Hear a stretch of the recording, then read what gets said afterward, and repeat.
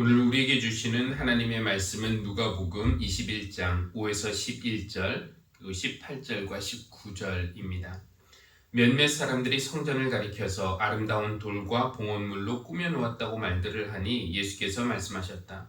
너희가 보고 있는 이것들이 돌 한 개도 돌 위에 남지 않고 다 무너질 날이 올 것이다. 제자들이 예수께 물었다. 선생님, 그러면 이런 일들이 언제 있겠습니까? 또 이런 일이 일어나려고 할 때에는 무슨 징조가 있겠습니까? 예수께서 대답하셨다.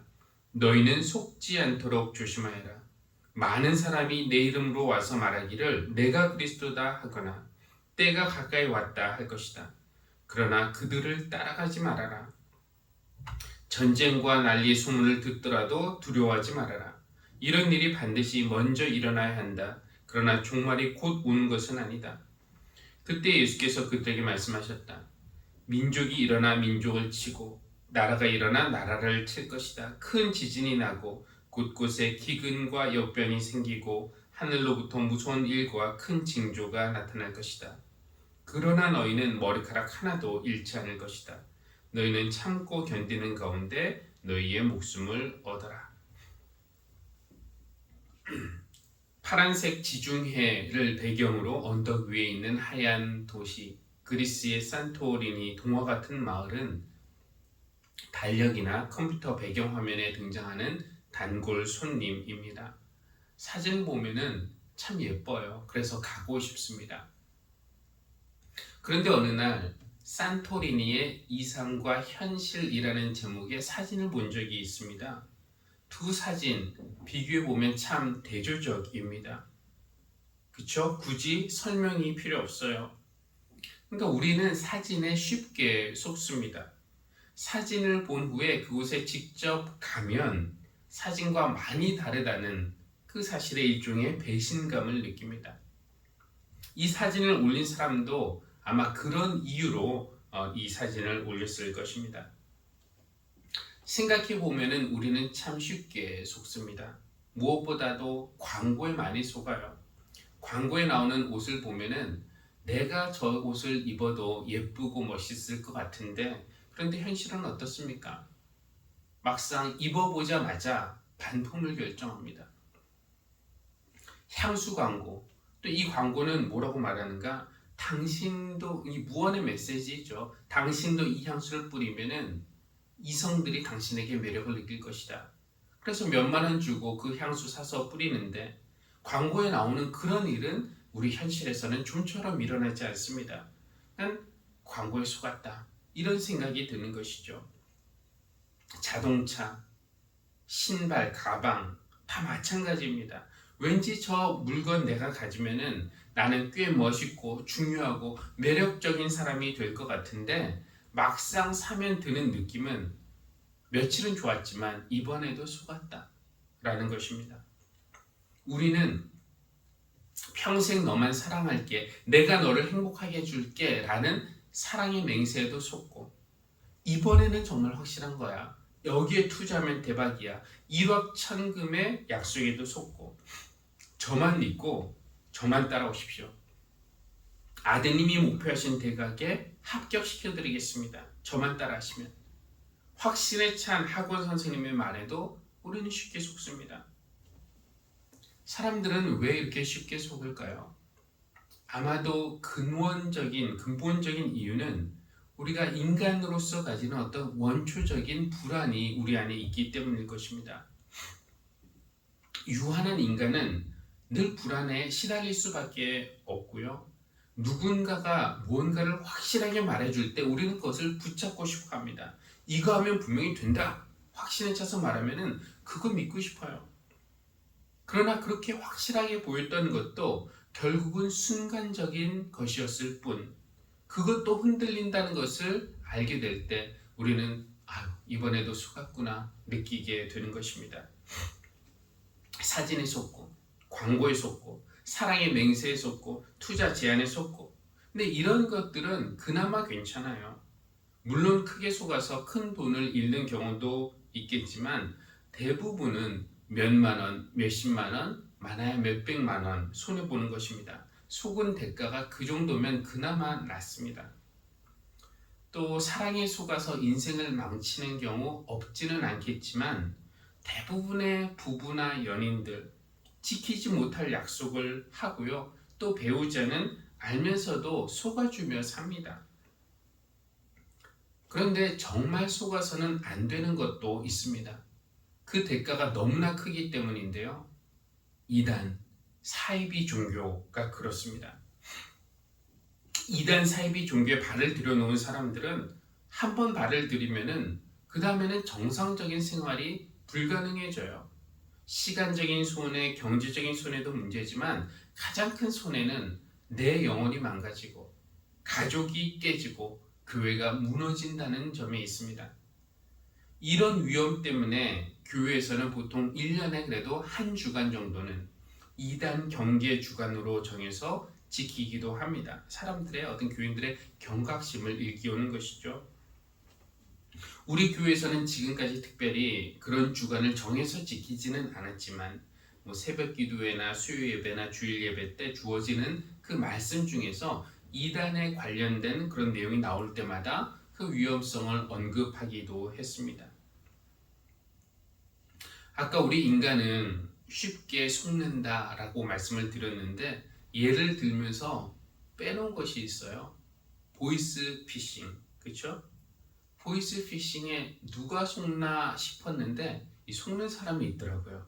친한 친구가 얼마 전에 그 자기가 속은 경험 이야기를 하는데 여기서 뭐 길게 이야기할 것은 아니지만 이 아들 이름을 부르는 그 어머니의 신음소리가 전화기에서 들리고 혜민아 하는 그 소리. 회사에서 근무 중이던 아들은 너무 당황해서 전화 속 남성이 요구하는 대로 은행에 돈을 찾으러 급히 갔습니다. 우리 같으면은 그럼 어머니한테 전화를 해서 확인이라도 해볼 텐데 혼이 나간 아들은 정말 어머니가 납치되었다고 생각하고 돈을 보내기 직전까지 갔습니다. 그 이야기 들으면서 듣던 친구들이 야, 나 같으면 안 속을 것 같은데 왜 속느냐. 근데 그 친구가 머리 나쁜 친구가 아니고 센스 없는 친구가 아니고 뭐 회사 이름 밝히기는 그렇지만 좋은 회사 다니거든요. 임원이고 야, 왜 속냐 물어보는데 그도 말합니다. 지금 생각하면 참 바보 같지만 그 당시에는 안 믿을 수 없었다라고 그렇게 말을 해요. 근데 이런 어처구니 없는 일들이 우리 삶에서 일어나는데 이단 종교와 관련해서도 일어납니다. 우리 생각에는 어떤 면에서 참 이해하기 힘들어요. 어떻게 저런 엉터리 소리를 하는 이단에 그렇게 빠질 수가 있느냐. 소위 명문대 대학생이 지식인이 전문직을 가진 사람이 그런 말에 속다니. 다르게 말하면 우리나라 이단들이 참 대단한 것이기도 하죠. 우리나라 이단들은 전 세계적으로도 유명합니다.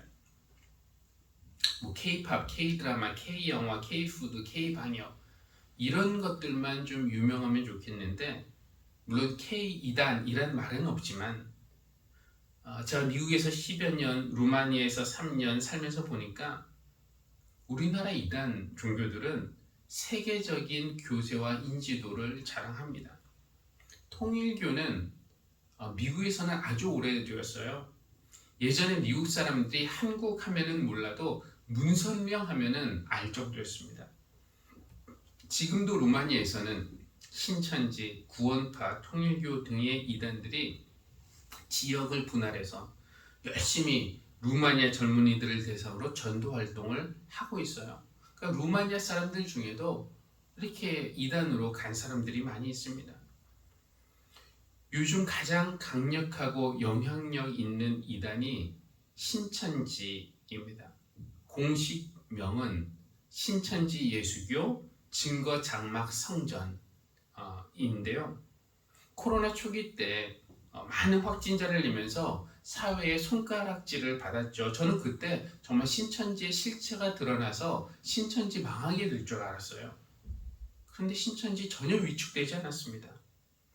이 전국에서도 이 서울의 남부를 담당하는 거의 이제 12지파가 있는데 요한지파, 이 요한지파에서는 한 달에 한 번꼴로 저에게 편지를 보냅니다. 가끔은 정성스럽게 쓴 손편지를 보내면서 누구누구 집사라고 하면서 목사님도 이 신천지의 진리를 꼭 아시면 좋겠다고 말하는데 저는 그럴 생각이 전혀 없어서 그냥 편지를 받으면 버립니다. 이렇게 신천지가 있고 또 교주의 성폭력, 성추행으로 악명 높은 그런 이단도 있죠. JMS. 공식명은 기독교 복음 선교회. 이 공식명 보면은 이게 이단인지 전혀 몰라요. 기독교 복음 선교회. 얼마나 좋은 이름입니까? 근데 그게 JMS라고 아주 악명 높은 그런 이단인데요. 교주가 얼마 전에 그 성추행인지 폭행인지 혐의로 이제 유죄를 받고 감옥에 갔다가 나왔는데 얼마 전에 또 들어갔다고 하죠. 또 유병언, 박옥수 등으로 유명한 소위 구원파도 있습니다. 구원파도 이단인데 공식명은 구원파 아니고요. 기독교 복음 침례회입니다.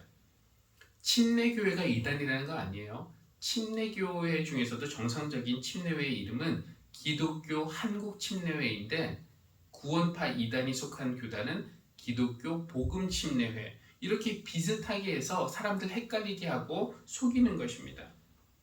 그 외에도 또 유명한 이단이 무엇이 있나요? 하나님을 어머니라고 부르고 안상홍이라는 인물을 재림 예수로 여기는 일명 안증회, 안상홍 증인회. 공식 명칭은 하나님의 교회 세계복음 선교협회도 있습니다. 이게 다는 아니지만 우리가 이 정도는 알고 있으면서 주의해야 합니다. 전 세계적으로 유명한 이단 중에는 몰몬교도 있고 안식교나 여호와의 증인, 이거 외국에서 시작된 것이지만 전 세계적으로 유명한 이단들 중에 우리나라에서 시작한 이단들도 신천지, 통일교 등등 우리나라에서 시작된 것들도 많이 있음을 알 수 있습니다. 각 이단들이 주장하는 것이 무엇인지 일일이 다 설명할 수는 없지만 이 사이비 종교의 특징을 아마 3가지 정도로 이렇게 요약할 수 있을 것입니다.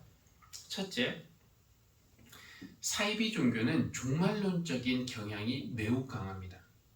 그들은 지금이야말로 종말이 임박한 때라고 말하면서 사람들을 급박하게 몰아갑니다. 물론 종말론은 이 기독교에 있어서 중요한 일부입니다. 우리가 종말론을 부정하는 건 아니에요. 그런데 이 종말론이 전부는 아닌데 사이비 종교는 이것이 전부인 것처럼 말합니다. 성경이 66권이 있지만 그들이 요한계시록에만 집착하는 이유가 여기에 있습니다. 그들은 지금 세상에서 일어나는 여러 가지 일들, 전쟁, 기근, 병, 이것이 계시록에 나오는 종말의 징조와 일치한다는 것을 주장해요. 어디에서 산불 나거나 지진 나거나 쓰나미 일어나면은 이게 바로 종말의 징조라고 하면서 흥분하면서 말합니다. 그들의 말이 아주 틀린 것은 아니에요. 전쟁의 소문 그치지 않고 우리는 지구가 병든 것을 정말 피부로 실감하면서 살고 있습니다. 이단들만이 아니라 오늘날 과학자들도 비슷한 말을 해요. 우리가 지금처럼 이렇게 살다가는 머지않은 미래에 지구가 엄청난 재앙을 맞을 것이라고 경고합니다. 그러니까 이단들이나 우리나 지금 상황의 인식은 비슷한 거예요. 다른 점이 있다면 그 상황에 대처하는 방식이 다릅니다. 사이비 종교는 어떠냐?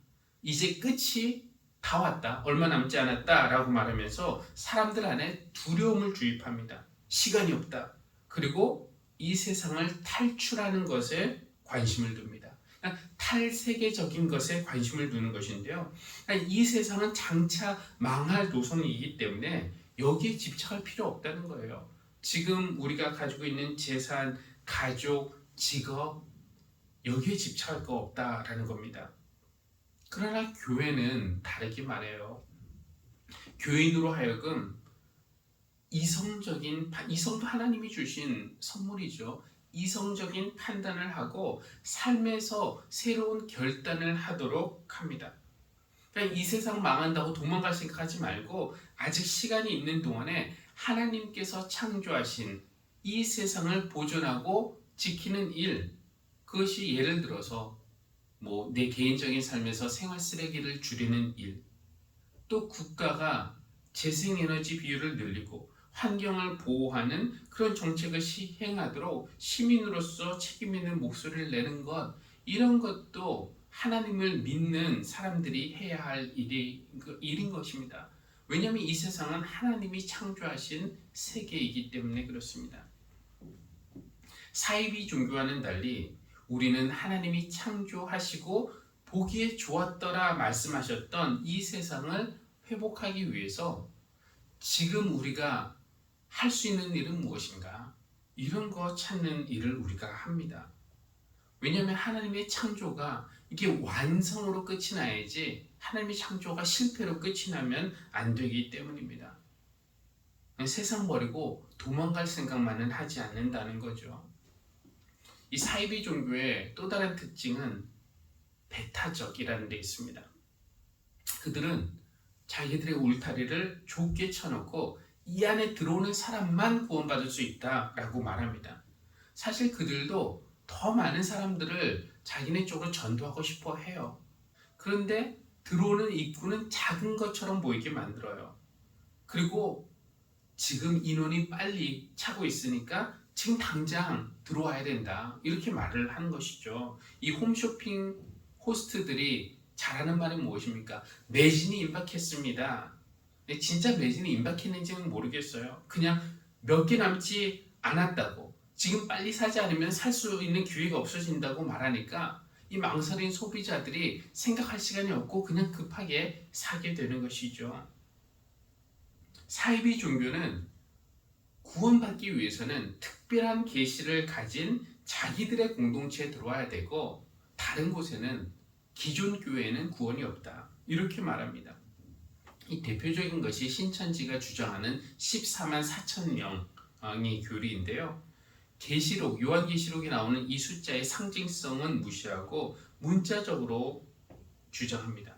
여기에 얼른 들어와서 14만 4천 명 안에 들어와야 구원받을 수 있다, 매진 임박하고 있다, 이렇게 몰아가는 거죠. 그 사람들에게 중요한 것은 나만 빨리 그 안에 들어가서 구원받으면 되는 겁니다. 다분히 개인적이다 못해 너무 이기적인 신앙이죠. 이런 이기적인 신앙을 가진 사람들은 이 사회를 변화시키는 그런 주체가 되는 일에는 관심이 없습니다. 그러나 우리는 다릅니다. 우리 교회 안에만 들어와야 구원받을 수 있다, 이렇게 말하지 않아요. 참 종교의 특징은 배타성이 있는 것이 아니라 열려있음, 개방성에 있습니다. 예수님도 모든 사람이 받는 구원에 대해서 가르쳐 주셨어요. 그래서 우리는 얼른 나만 구원의 방주에 들어가서 나만 살자, 이것이 아니라 이 구원받는 자의 수에는 제한이 없다, 하나님 방에는 거할 것이 많다라는 것을 믿고 세상에 나가서 복음을 전합니다. 그 사람이 우리 교회 오든 다른 교회 가든 상관하지 않아요. 그러니까 하나님을 경외하는 삶이란, 올바른 믿음이란 끝이 곧 오니까 나만 살자, 이것이 아니라 오늘 나에게 주어진 시간과 공간 속에서 남을 배제하거나 몰아내는 것이 아니라 이웃을 돌보며 예수 그리스도의 사랑을 실천하며 살아가는 것입니다. 이것이 참 종교인의 모습이라고 할 수 있겠습니다. 사이비 종교의 세 번째 특징, 간단하게 말씀드리면 헌신에 대한 강압입니다. 이거 첫 번째 특징과도 관련이 있는데, 종말이 임박했고 이 세상은 곧 망할 도성이기 때문에 여기에 너무 집착할 필요 없다고 가르치는 거예요.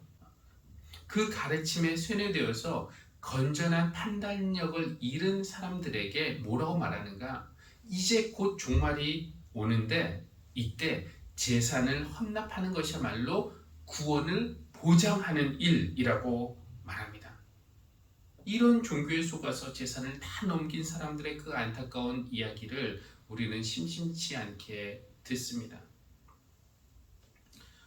오늘 누가복음 본문에서 예수님은 마지막 때에 어떤 징조가 있겠냐고 묻는 제자들에게 이렇게 대답하세요.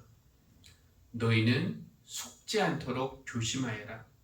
많은 사람이 내 이름으로 와서 말하기를 내가 그리스도다 하거나 때가 가까이 왔다 할 것이다. 그러나 그들을 따라가지 말아라.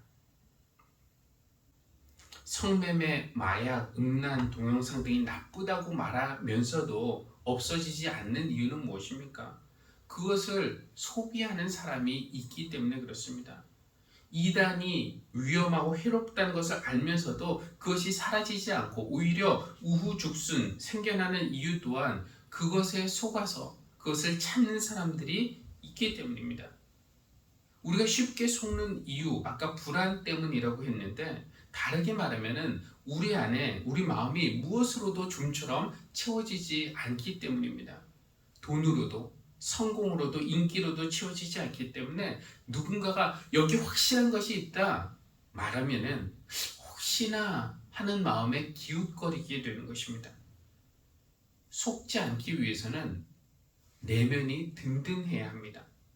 우리 영혼이 강건하고 만족해야 합니다. 홀로 서지 못하는 허약한 마음. 그러니까 내가 주체가 되어서 하나님의 말씀을 듣고 판단하고 결정해서 자발적으로 결정해서 하나님의 뜻대로 살아가는 그런 주체적인 신앙인이 아니라 난 누군가 나를 강히 붙들어 줬으면 좋겠다. 의존적인 마음, 사이비가 좋아하는 마음입니다. 여러분 생각하지 마십시오. 생각은 제가 합니다. 여러분은 순종만 하십시오. 그러면 구원받을 수 있습니다. 놀랍게도 많은 사람들이 이렇게 확실하게 말하는 목사를 신령하다고 말하면서 좋아해요. 저는 이런 거 싫어합니다. 생각 없이 무조건 아멘 하는 것도 좋아하지 않습니다. 생각 없는 기독교인은 의존적이 될 수밖에 없고 허약한 영혼을 가질 수밖에 없기 때문입니다. 그리고 그렇게 허약해지면 속기 쉽고요. 어떻게 우리 영혼이 든든해질 수 있을까요? 어제 새벽 기도회 때 읽은 말씀 히브리서의 한 구절이 떠오르는데 7장 19절 하나님께서 더 좋은 소망을 우리에게 주셨습니다. 우리는 이 소망을 힘입어서 하나님께 가까이 나아갑니다. 오늘 읽은 이사야 65장의 말씀은 이 소망의 구체적인 내용이라고 말할 수 있겠습니다. 어떤 내용입니까? 우리가 다시 읽을 수는 없지만 새로운 창조, 넘치는 기쁨, 영원한 생명과 풍성한 건강 이런 것들이 있고 그러나 거기에 없는 것들은 무엇입니까? 아픈 기억, 울음, 고통, 슬픔, 해함 이런 것들은 없습니다. 없는 것이 또 하나 있는데요. 기도도 없어요. 기도가 필요 없습니다. 그들이 부르기 전에 내가 응답하며 그들이 말을 마치기도 전에 내가 들어주겠다. 그러니까 기도를 할 필요도 없이 하나님이 먼저 들어주신다는 것이 얼마나 감사한 일입니까? 하나님이 우리에게 주시는 이 소망, 천국 소망이 안전하고 확실한 영혼의 닷과 같아서 우리가 흔들리거나 약해지거나 속지 않도록 우리를 하나님 안에 고정해 줍니다. 세상이 줄 수 있는 그 어떤 소망보다 훨씬 더 값진 소망, 점쟁이나 사이비 종교들이 주는 그 어떤 달콤한 약속보다 훨씬 더 참되고 복된 약속, 그 소망이 우리의 영혼을 만족시켜주고 우리의 내면을 튼튼하게 해주어서 우리가 이단의 가르침이나 세상의 유혹에 속지 않고 그래서 잘못된 방향으로 나아가지 않고 하나님의 마음을 향해서 꾸준히 나아갈 수 있는 그런 사람들이 다 되기를 주님의 이름으로 축원합니다. 기도하시겠습니다. 복의 근원이신 하나님, 우리가 이 세상에서 주님을 바르게 믿으며 산다는 것이 얼마나 기쁘며 행복한 일인지 알 수 없습니다. 그런데 때때로 우리 영혼의 허약함 때문에 세상 유혹에 속고 이단의 거짓 가르침에 속아서 곁길로 빠졌다가 아무것도 남지 않은 영혼의 빈털터리가 되기도 합니다. 속지 않도록 조심하여라. 주님이 하신 그 말씀을 엄중하게 받아들입니다. 세상이 주겠다고 약속하는 그 어떤 좋은 소망보다 더 좋은 천국 소망을 주셨으니 우리 영혼이 확정되게 하시고 그 소망 안에서 우리 영혼이 안전하고 평안하게 하여 주십시오. 하나님이 주시는 소망을 우리 영혼의 확실한 가치로 삼아서 하나님 나라까지 안전하게 다다르는 복을 누리며 살아가게 하여 주십시오. 예수님의 이름으로 기도합니다. 아멘.